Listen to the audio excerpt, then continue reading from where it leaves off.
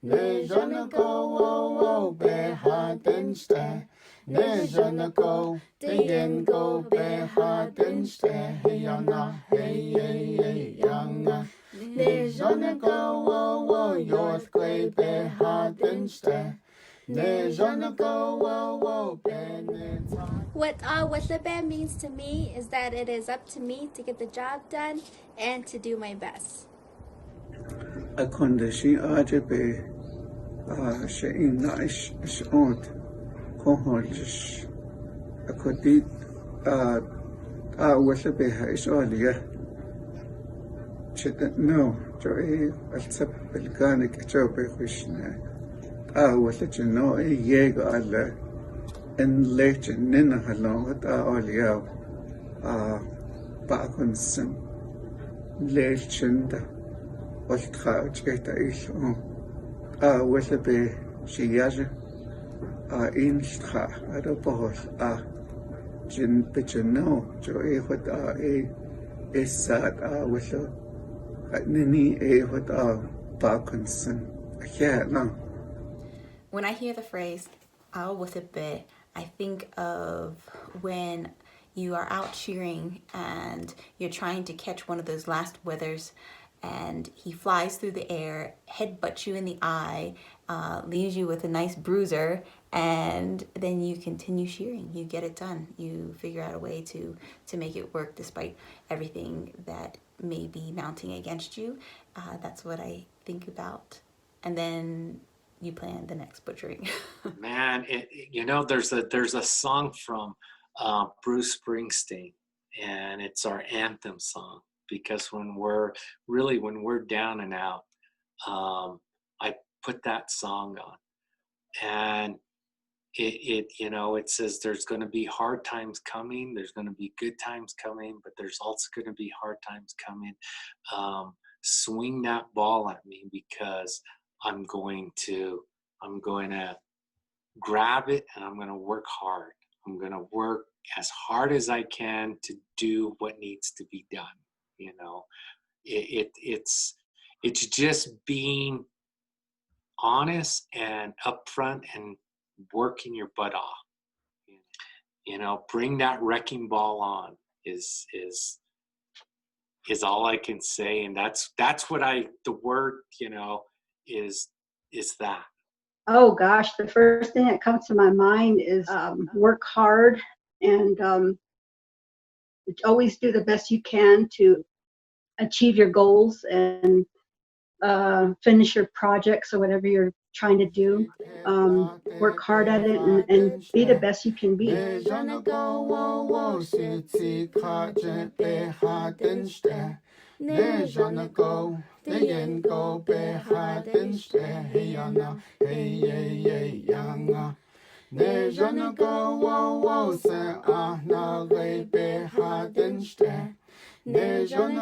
wo wo be ke ho jon be ha den ste. Ne jana go digin go be ha den ste. Hey yana hey hey hey yana. Ne jana go wo wo be ha den ste. Ne jana go wo wo be ha den ste. Ne jana go. Hi everybody, we are here today with Corey Begay. Once again, it's great to be back on the air. My name is Christine Ami. I am the grant manager for the Navajo Cultural Arts Program. We are joined today with Corey for our online lecture series, and so we are moving right along. Actually, it's making the summer go by super quickly. So I hope that those of you guys who are joining us are enjoying the lecture. And if there's anybody that you think of in the future that NCAP should go out and work with to bring on as part of the series, just let us know. So we hope everybody's doing really, really well. I'm going to give a brief introduction of Corey. I met Corey actually through one of the editors from Salina Bookshelf Publishing, Miss LaFriend of Frank. When we first started getting the program together, the Navajo Cultural Arts program together, one of the things that I was thinking about was branding so that people would recognize who we are, and just a general logo. And And so I was really flustered over it and thinking to myself, who are we going to get to do this? How should we put this together? And so I was talking about the program with Lafrenda, who recently just passed away. So she was like, you got to work with Corey. And I said, who's Corey? Who's this guy that you keep talking about? And she said, he's our graphic designer over at Salina Bookshelf Publishing. And he just has a great way of bringing together the thoughts that you have, the philosophies that he was taught, and bringing the picture together. And so I said, all right, let's do it. And so I reached out to Corey, and it was just a wonderful work experience. And since then, we've had him come back for a lecture, and I've done supplemental work with him. But that's our introduction to working with Corey. And so Corey, if you'd like to go ahead and introduce yourself to everybody watching. Hey, what's up, viewers? My name is Corey Begay. Shihin Ashle, although Pimpatoni Yashin, to the Gini Dashi Touching Dashinale. Although Ishini Dan using Nasha, also known as Tisto area, Black Rocks, Black Tops, and Kut out and Nenishle. Yeah, it's who I am, where I'm from, in the west end of Fort Defiance, the Fort Defiance Agency.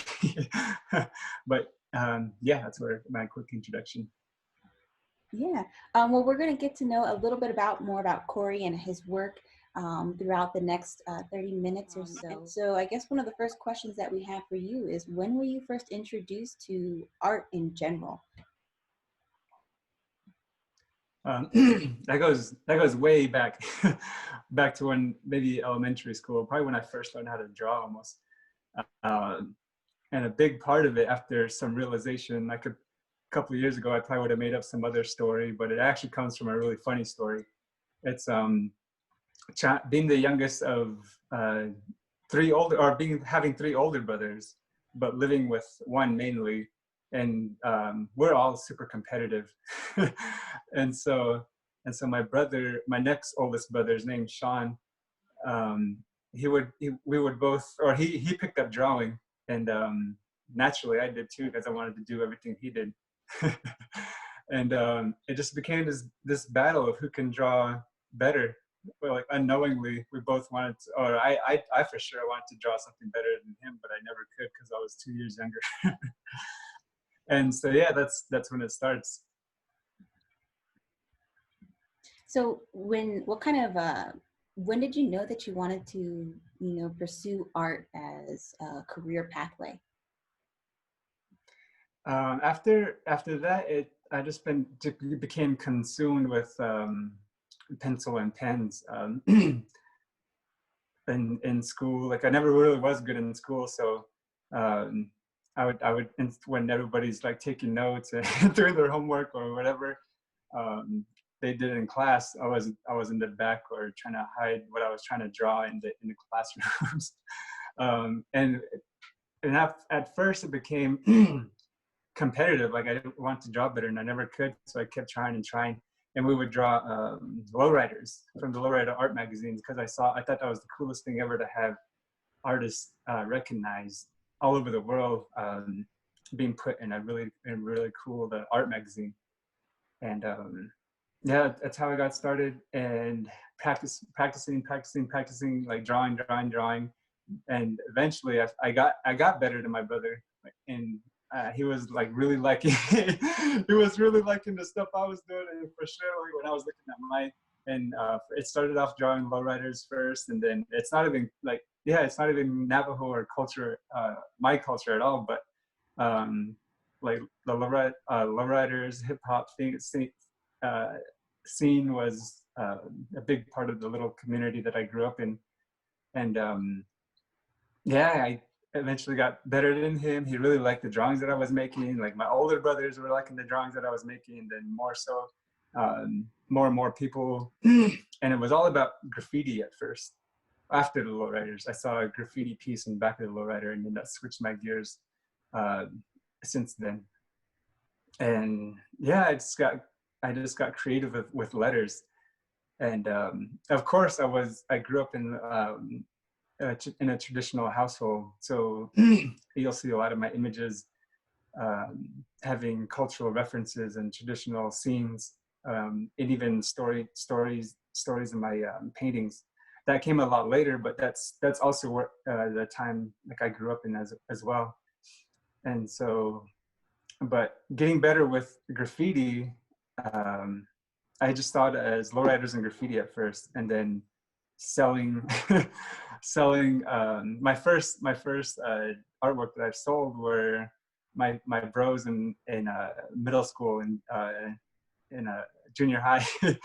They really liked the letters I was making and with graffiti, and they would ask me to write their girlfriends' names on a piece of paper and sell it to them for like $20, $10 to $20. so I know who was dating who in junior high, especially with my little friends group. And then it expanded on that with the Hispanic culture, and then the African culture, like just a little mix-up of minorities in my junior high.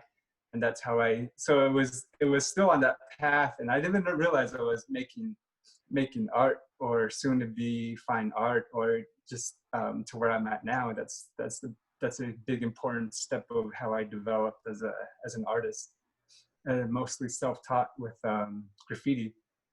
And eventually in high school is when I started getting more involved with trying different mediums, like moving on from just paint and pencil and ink, and slowly messing around with markers and colors and diluted like watercolors, and a big part of markers and pens. And then after that, that's when I started slowly getting more interested and evolved into looking at fine art pieces, because art, any type of art, you seek contrast, you seek balance, you seek boldness. A lot of the elements of like traditional art carries in all art forms, and the more you can master each element makes a really beautiful piece. And that's when I started to realize in high school that I was doing more than just sketching. And it still was the same thing in high school. I wasn't good in high school either. I was still doing the exact same things in my high school classes.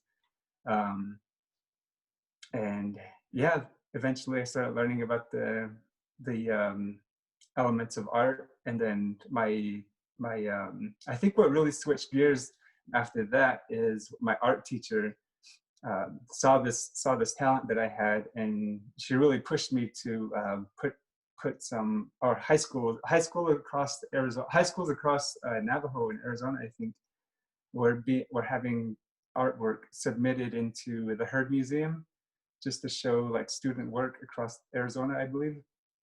And I submitted 2 paintings, and I think a couple of weeks later, she came back to me with some good news. I didn't know how to price my artwork then, so and there were oil paints, and she told me some good news, and she had a check, like 2 check. Oh yeah, a check waiting for me with 2 paintings sold. I got so excited then. It was like the best feeling in the world to have somebody like.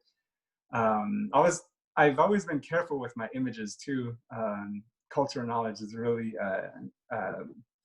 sensitive thing with what type of images and paintings, or in my opinion, and what I was taught, really sensitive of which type of images wouldn't be like, like messed around too much with like main media, where you want people to see. And so back then I was trying to imitate like pottery design. So I didn't mind, and I was happy with what I sold. And yeah, I think that sparked, I think that was a big piece that sparked a lot of what I'm doing now, becoming, or the fine art department. I haven't gotten into graphic design at that time, but I was kind of interested later, but yeah. Awesome. So a lot of your work was that very foundational, like in terms of setting your styles, what came from that self-taught perspective. When did you start getting into a more, I guess, structured class setting for the fine arts? Oh, that leads into the next part.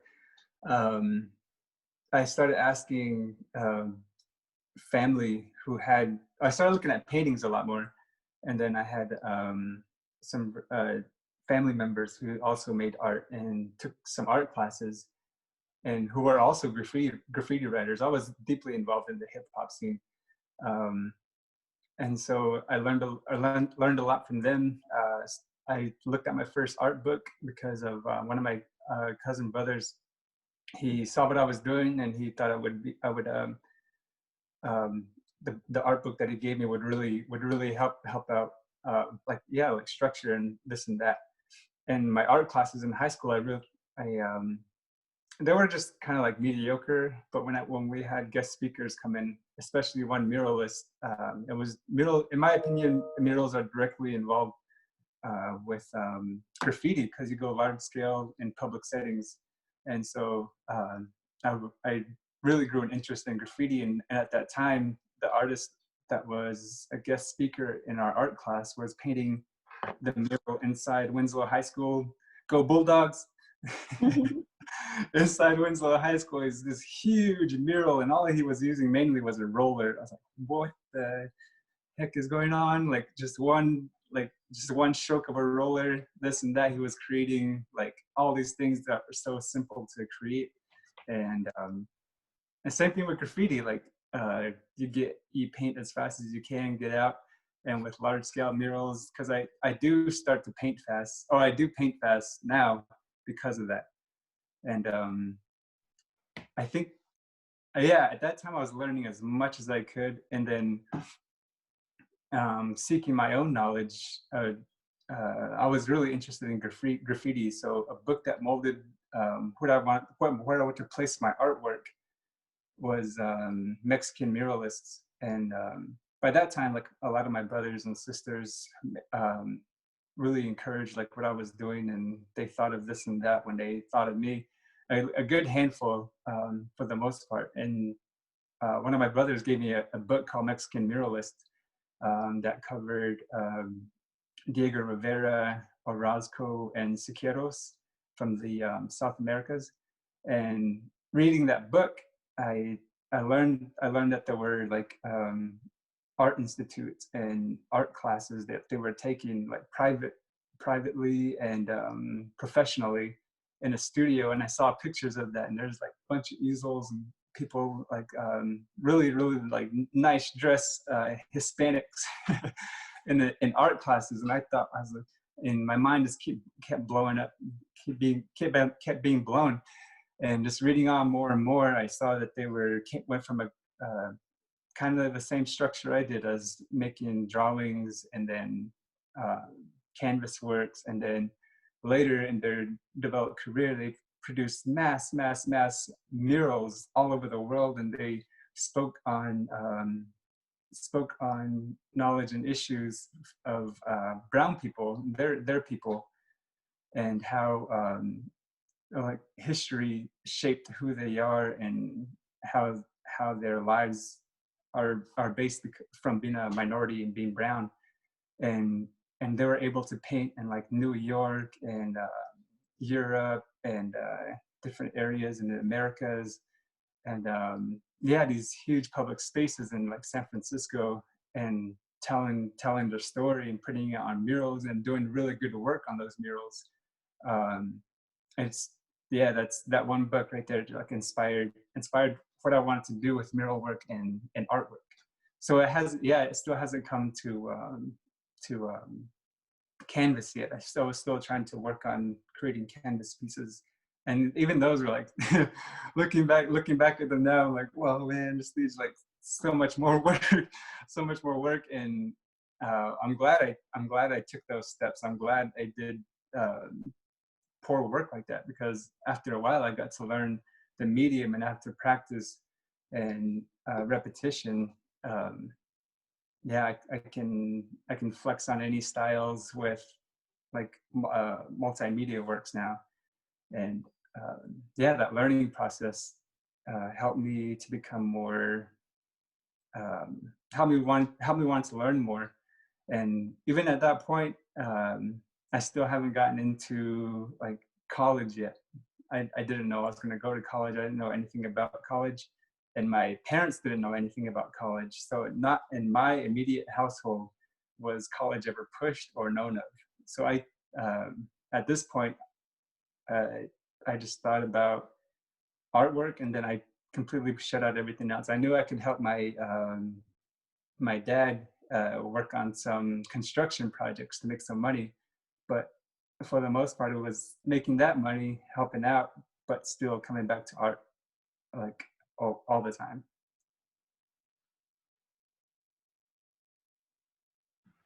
Cool. No, I think, like I said, you brought up a lot about the mural work. I'm curious, were you what were some of the mural projects that you did here on the reservation? I was a part of a collective of painting water like those water tanks, and then it was called the Black Sheep Art Collective. There's still members doing really cool things, activist things, and dropping banners and this and that. But I still keep in contact with that team. And outside of the water tanks, we're all former graffiti artists as well, or a good chunk of us. And a lot of it was being commissioned by like coffee shops or hair salons or chapter houses. One in particular is Bird Springs. Bird Springs Chapter House is a really large mural in there. If anyone wants to check it out, for you viewers, cruising by Loop, definitely check that out if you have the chance. And then the other small projects were like the Southwest Fair, and we're all from that area in Tisto, Bird Springs area, and Naasgó. And but yeah, it was a few projects like that. It wasn't always booming, but we found things to do, or painting gardens, this and that. Mostly using spray paint, but we did use acrylics as well. And a part of that process was me learning how to paint with, or starting to paint a lot larger with a paintbrush, and not only spray paint. Cool. Were you guys, was it that group that was part of, do you remember the pool house over in the field house over in Navajo, where they had all that decolonization artwork? Was that part of that coalition work? Yeah, there was, I can't remember if that was, so I eventually broke into doing my own thing outside of a Black Sheep Art Collective. I can't remember if both of us were, or like the whole team was involved over there, but for sure I do remember I was there on my own, representing myself as an artist, just because like I got to know some people after doing this whole art thing. And yeah, having a graffiti artist who makes murals is very well sought right now, but but back in those days, there was very few of us, and I think a lot of that helped shape a good amount of artists right now, and then the artists before us too. Some graffiti writers before us helped inspire us as well. And I think there was another important transition from me being a graffiti artist to joining Black Sheep Art Collective. So I have a lot of respect to give to the Black Sheep Art Collective and Cy Wagner for putting me on to doing mural pieces, or transitioning from graffiti to doing positive, inspiring mural pieces. I guess so. Then when was your big jump into when you realized that you did want to go to attend college to pursue art? Oh, I have some great siblings. I can brag about my siblings all day. So my sisters, my sister Chelsea, she went to first time. I assume one of my older sisters, Ernestine Singer, attend NAU, and we go. When I was still kind of young then. We'd always go to Flagstaff and celebrate her bachelor's and then her master's. 2 masters, I think. I don't know if she has a doctorate or not, but definitely her bachelor's and her master's. And even then, like it was nowhere near in sight, but that was my first introduction of seeing a family member go to college.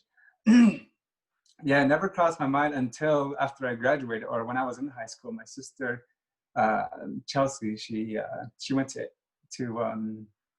U of A, and she was also a part of several organizations doing like Greenpeace work, and yeah, that whole movement with another group of with another whole set of Navajos and brown people, and representing different tribes doing this work. And I always felt out of place. Like they were like, man, they're so much smarter than I am. They were kind of intimidating, like the way they spoke, because they knew so much with a lot of different ideas outside of the res, outside of what I know. And some people can make fun of it or not, but these people have done some amazing things. And until a certain understanding comes, like you give them, that's when you start to give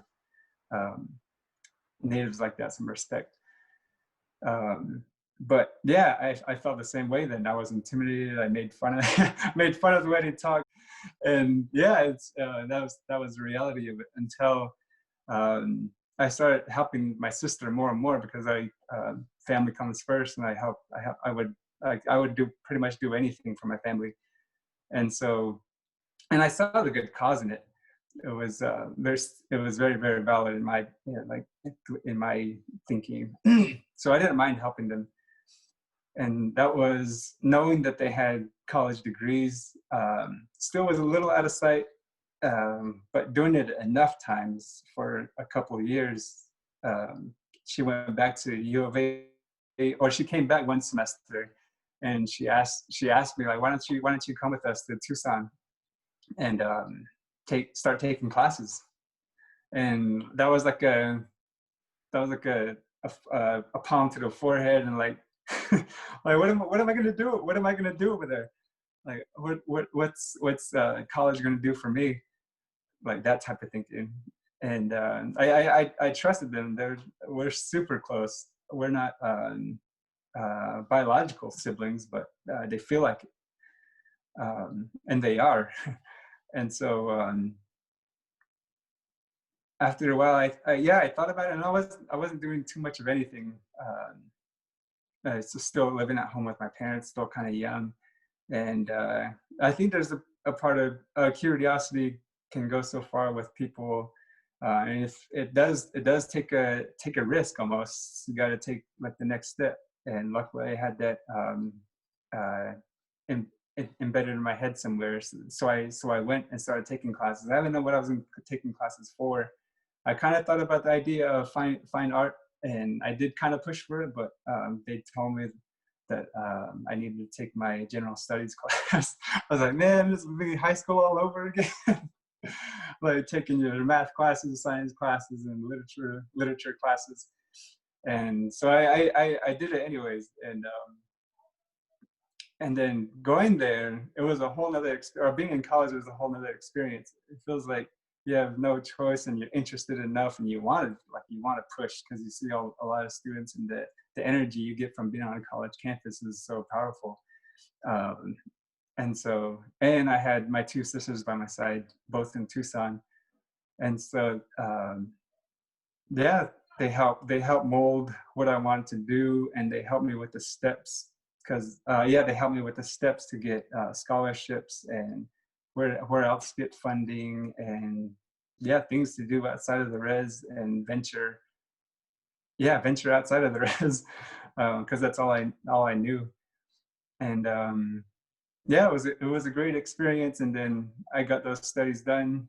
After she graduated from U of A, we transferred to Flagstaff, because my other sister got accepted into NAU, and we all lived there. She was doing her work with the Black Mesa Water Coalition, a job over there, and my sister went to NAU, and we all stuck together over there as well.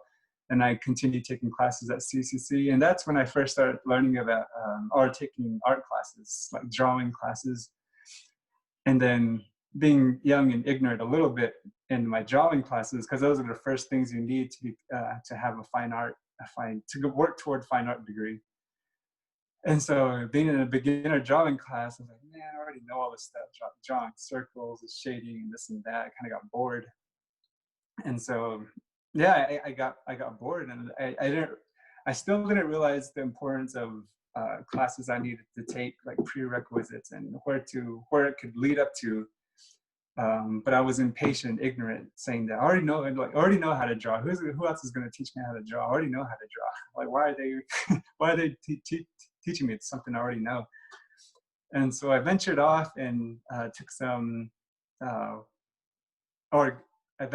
finished general studies, because I still didn't know what I wanted to do, with a little bit of art classes, and then moved on. That's when I finally moved on to NAU.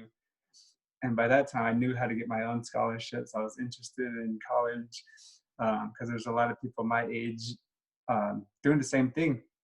And I thought that was really cool.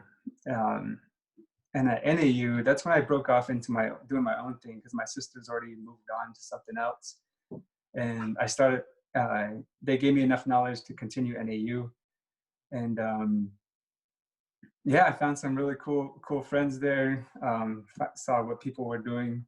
And I did get bored with art, so I thought, since I'm also active and I like playing, I played basketball a lot, or I played basketball a lot, and then I was a pretty good, okay runner, and this and that type of sports. So I thought like athletic training would be a good direction.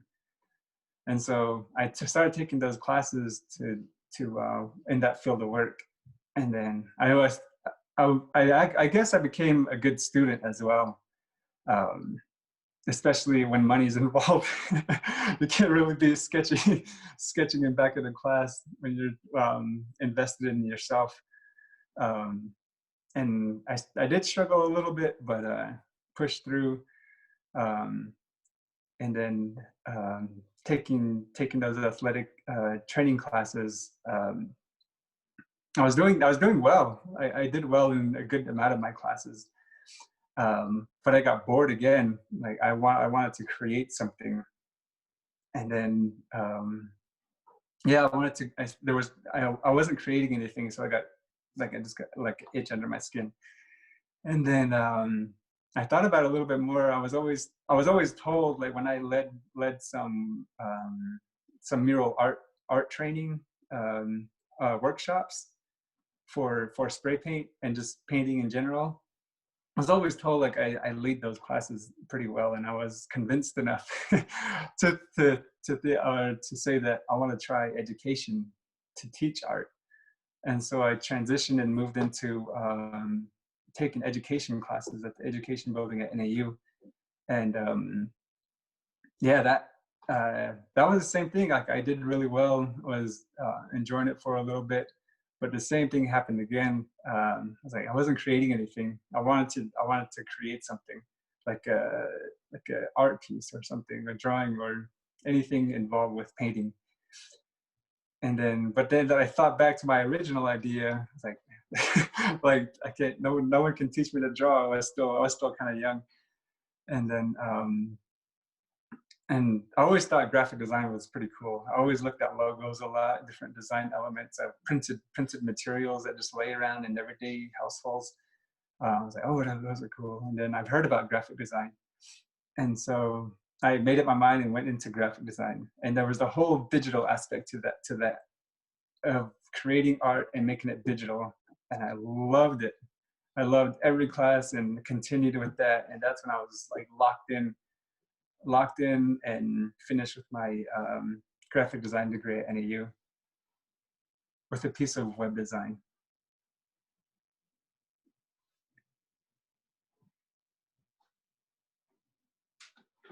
I always do that. I don't know why I always do that. I think we're like in like our 5th video right now. I always forget to turn on the audio. But you know, I think jumping around, one of the things, at least when we were going to school, that was available to us to kind of figure out, you know, with our electives, they were a little bit more lax so that we could take a look at different areas that might be inspiring to us. So I kind of want to pick your brain a little bit on your work over at Salina Bookshelf. So tell me a little bit about how you were able to apply those types of things that you learned, not from just your own past, but from the training that you took on over at Salina Bookshelf Company. Yeah, after I graduated with my degree at NAU, I was still kind of learning like the pieces or the software in the Adobe suite, and it took me a while to adjust from being a graphic designer in school or learning graphic designer to starting at Salina Bookshelf. Luckily, I started as an intern, and then another really great mentor that I had at Salina Bookshelf was, of course, Eric Lockhart, and I'm really fortunate that I had him as a supervisor, him as a boss. So he helped move me in the right directions of how to go from a student to being a graphic designer in an organization like that, and the steps and what I should do, and starting projects from scratch. I kind of got used to like 1, 2, 3 steps of projects being thrown at me at NAU, but getting outside that setting and not having any structure of where to place my projects or where to save it under student files and this and that, and then getting into the office. Yeah, Eric helped me through that, and so by that time I was still stuck between a student and breaking off into my own designs. And when I started creating that Her Land, Her Love series, I started. That's when I started flexing on Salina Bookshelf, pushing these styles out, and we definitely got some really good feedback. You can see a switch in Salina Bookshelf a little bit from that point, and so yeah, the entire top row is all my work. The entire second row as well. And I had a lot of fun there, but this is also the time that I had started creating fine artworks and doing live paintings and creating murals and working at all these different places, working with the whole entertainment industry of the Navajo Nation scene, like all these jewelers working or being in the same events as photographers, and musicians, DJs, and models, and showcasing their work at the same events that I'm at, selling my work. And so within that like a network, I the first book was of my sister, my shedda, Deidre Begay. So she was easy to pull onto the first cover because I had direct contact with her. And then it was kind of tough working or thinking of other females to use for the book cover. And then we kind of joke about it in the office. We're like, man, this is kind of weird. Like trying to find models, like Navajo models for these book covers. Kind of feels like we should be making like a woman of Salina Bookshelf. And that would always be a joke, and because we really the publisher wasn't really that type to just go out and find like beautiful Navajo girls. And so I thought I just kept thinking more and more. I was like, who do I know? Like, let me tap into my network. And then I always thought of, or the main shows that I go to was the OXDX shows. I would paint, or he would invite me to paint at his events and make banners and sell my stuff over there. And then looking or watching some of the models that he hired, and getting to know a good amount of them, just from constantly going to these events or knowing of them. That's when I reached out to some of the ones that who would seem like a good fit for the book cover. And we just didn't really want to pick any female. We at Salina Bookshelves, we like the fact that these females were also pushing education, or taking college courses and college classes, and were pushing for their degrees. And so I really like that about the covers we chose and the models that we worked with. And at this point, I'm all like in intellectual mode. I went to school. My level of understanding and my brain and my mind freed up, or is more free thinking now, with a lot of different possibilities, and as opposed to when I was still learning, like in high school. So yeah, it was fun. I definitely came a long way since then, and yeah, and from that point to this point now. Oh, hold on, we're still talking about the book. I'm jumping ahead. But yeah, that image I connected with. Shout out to Brittany Beetle-Jean. So she's also from Indian Wells area, and I thought it'd be pretty cool to work with her. And so I reached out to several other people too, other females, to submit some photos, and so that's how we got some of the photos and the different styles of book covers that we went to.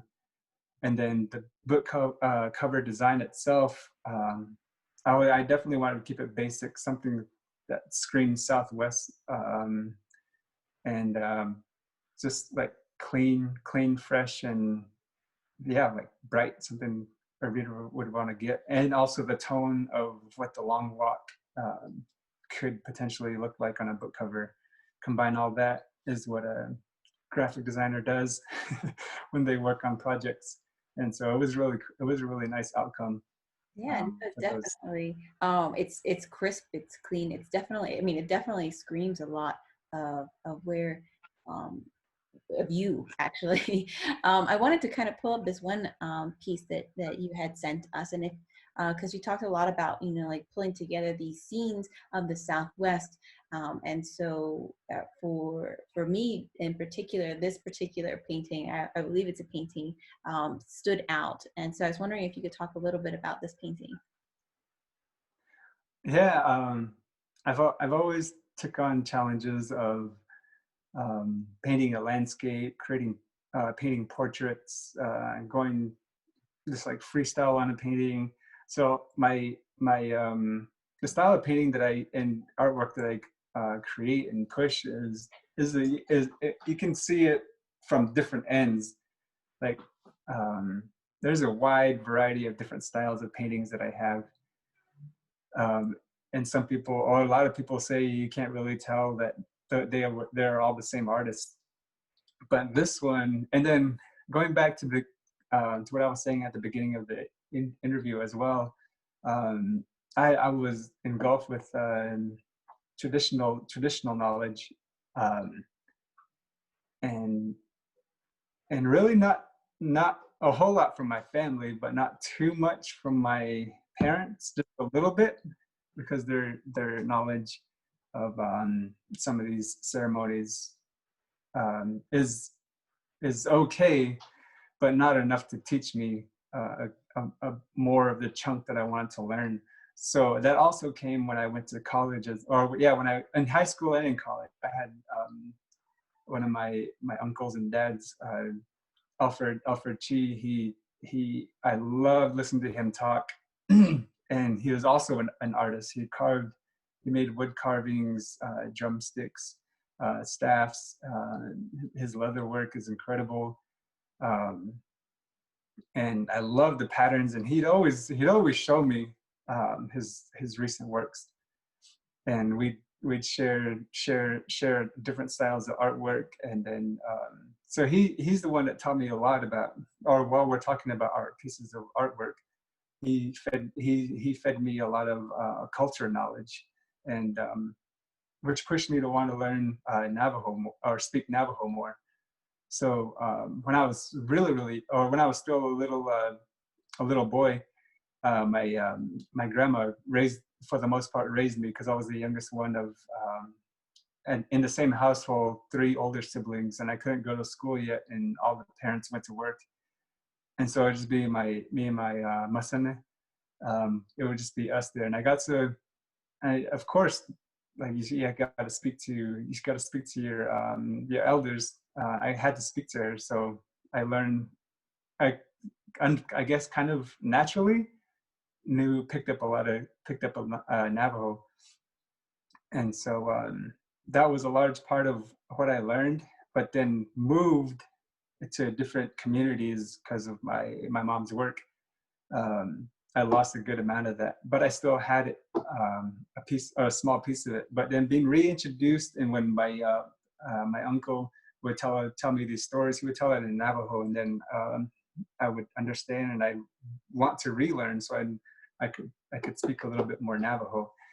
I'm not really good, but I can carry on a short and simple conversation with a lot of English involved.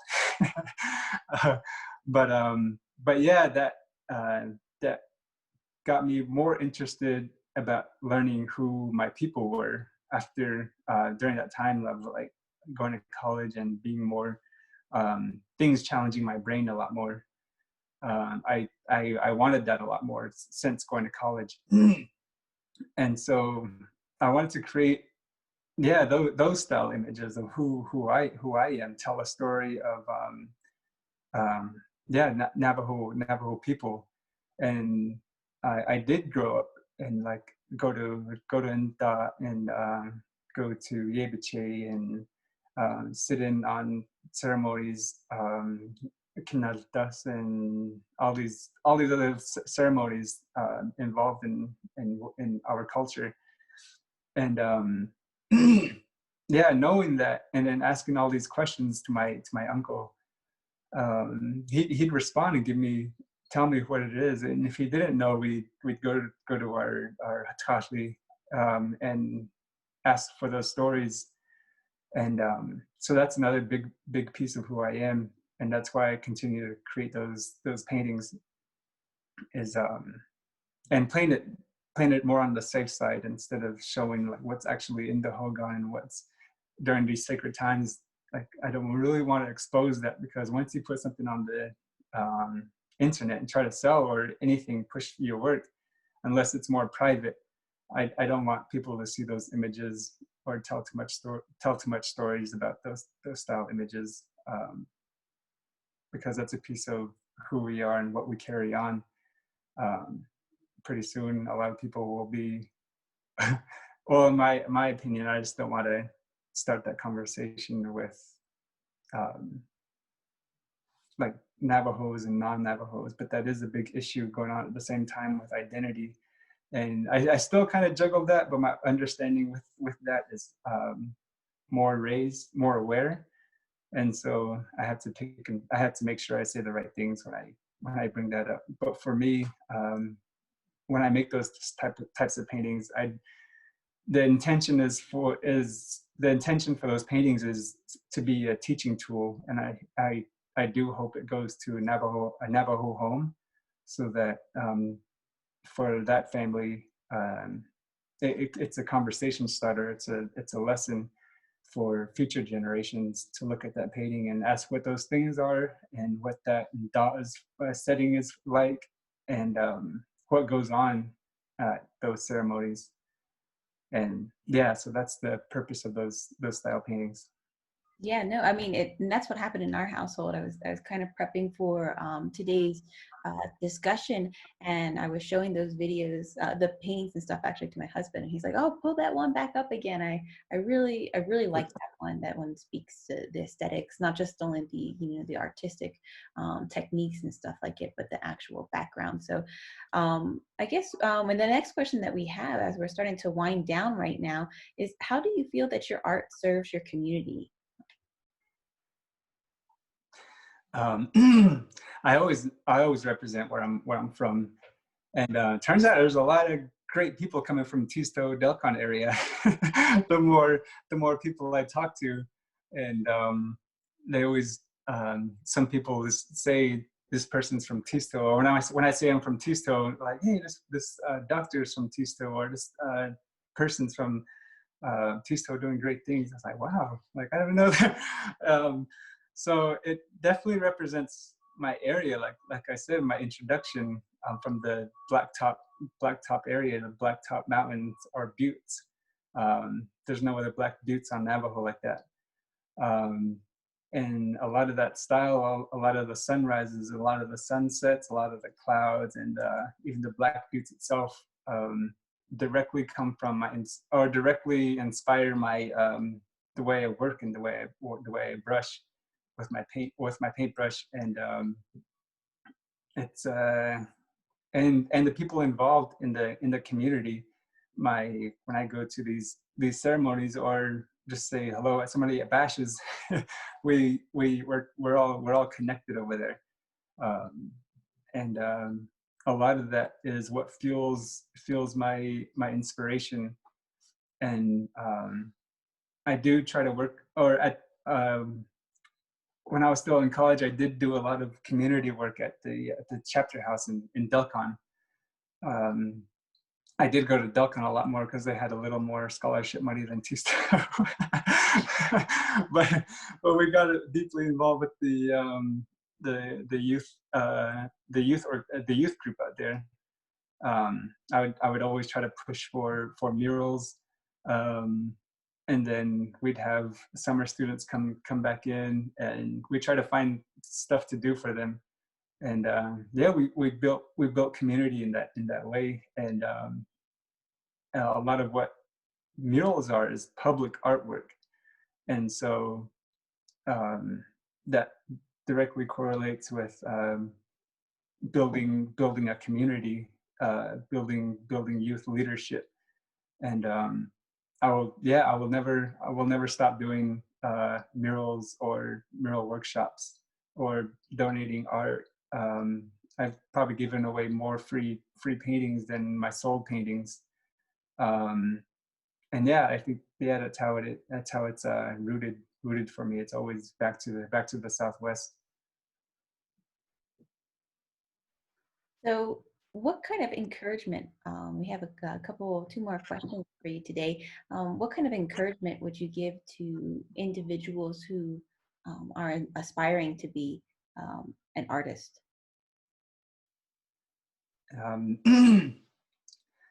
I would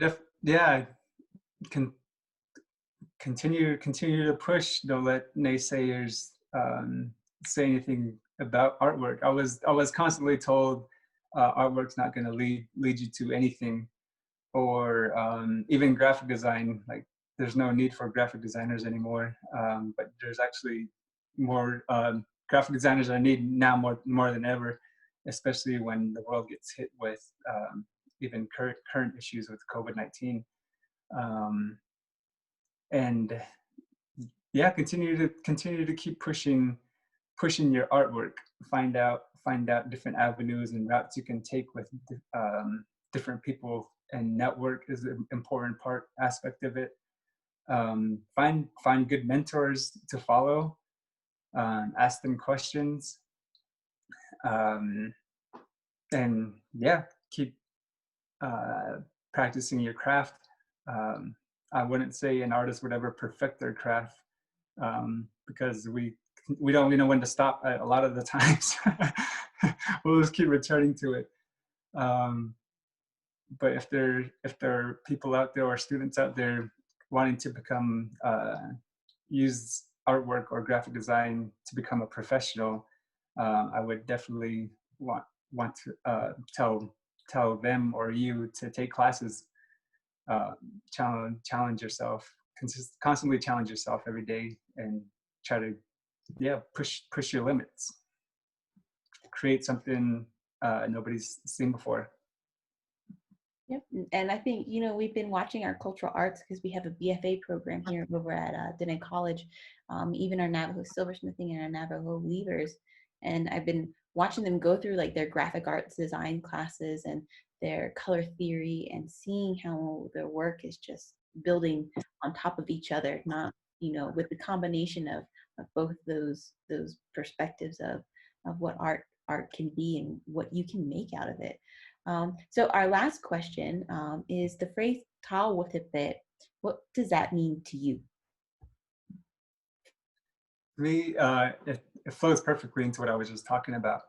To me, it means like go above and beyond, and push your limits. And as far as art goes, create something nobody has seen before. And create the next be a trendsetter. I think I would leave with those words: go above and beyond and keep pushing your limits. Circle back. It's missed you down in the Southwest. I know that you're up working over in the Pacific Northwest, so it's good to have you kind of teletransport us back down here. We wanted to go ahead and let everybody know that we are going to be hosting another raffle. We'll be raffling off some NCAP gear, as well as a piece completed by Corey as well. And so what we're hoping that you guys would do is complete the survey that we're going to attach to this lecture as well. It gives us feedback, it gives Corey feedback, and if you could also tag someone who works in our grocery stores. We know that those workers have been, tirelessly dedicated to not just their jobs and everything that's going on, but they've been a really major support system during the COVID-19 here on the Navajo Reservation and globally. So if you guys could go ahead and tag somebody who works over in a grocery store, we wanted to say thank you. You guys are definitely part of the essential work team, and we appreciate everything that you do. And so we will do a raffle next Tuesday at 3:00. Hey, thanks Corey for joining us. I'm glad people noticed my eye patch is gone. I had surgery 2 weeks to fix that. Apparently I broke my orbital bone, so that was fun. But we'll be back in 2 weeks with one of my favorite Navajos from UC Davis. She is one of my former professors, and just an all-around wonderful artist. And so she's going to be coming in talking to us about visual sovereignty, the work that she does over at UC Davis, and her own personal artist endeavors. So thanks, you guys. You guys stay healthy, stay safe, and we will be in contact next week.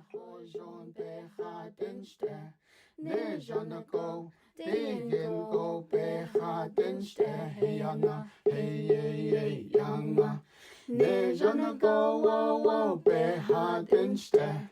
Nežano go wo behadenste. Nežano go tegen go behadenste. Hey yana, hey